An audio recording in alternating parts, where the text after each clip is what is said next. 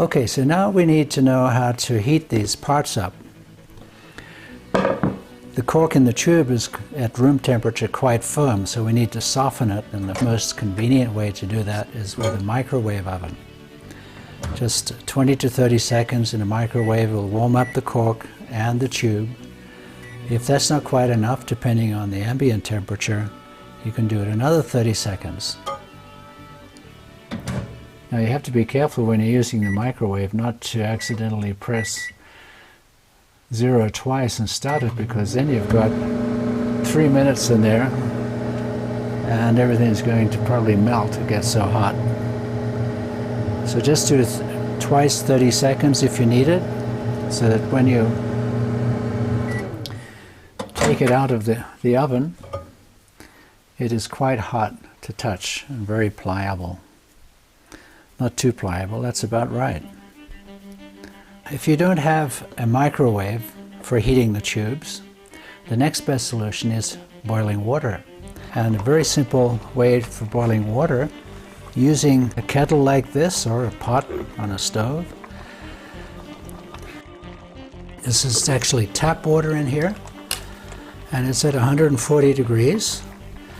So this makes it so that you can inject very, very easily. So you can see this comes out like toothpaste. So that's a whole tube's worth. That's what it looks like. It doesn't look like very much when it's in your hand, but in a ski boot this means a lot. It has this nice soft texture when it's warm, but when it cools down it firms up and becomes a tenacious heel hold down. Gives you all the support that you ever need with comfort. Okay, now before we inject the liner, let me show you a little demonstration pack here of what it looks like inside, around your ankles and heels. You can see the heel hugger funnel, the ankle chamber, and the smaller chamber that can be filled, like this one here. So what I'll do here is show you what it looks like injecting the tube. So you can see here, this goes in very, very easily. Take the plunger.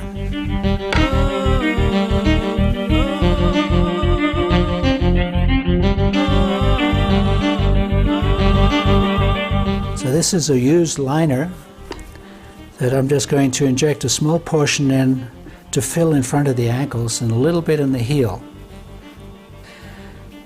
Then we slide this straight into the ankle pack. You can see it moving here like that until it's on top of that heel hugger funnel.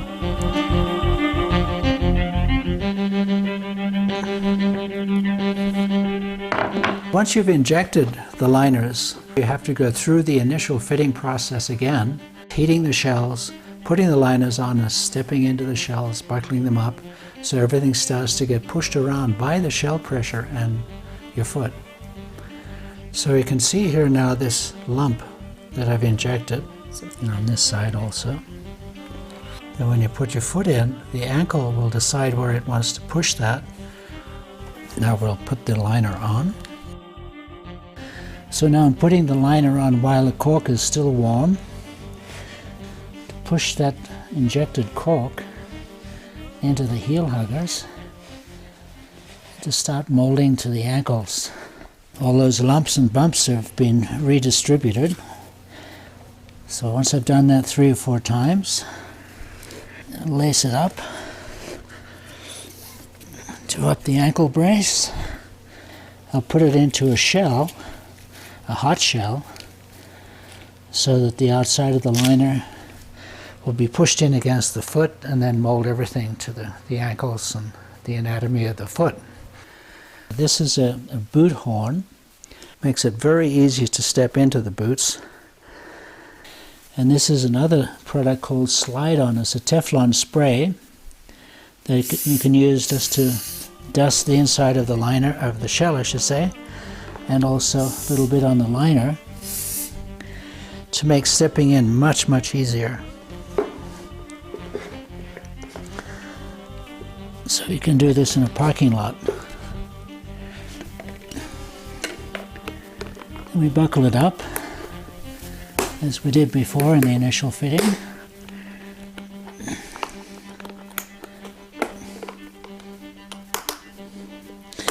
You can see now that the buckles have already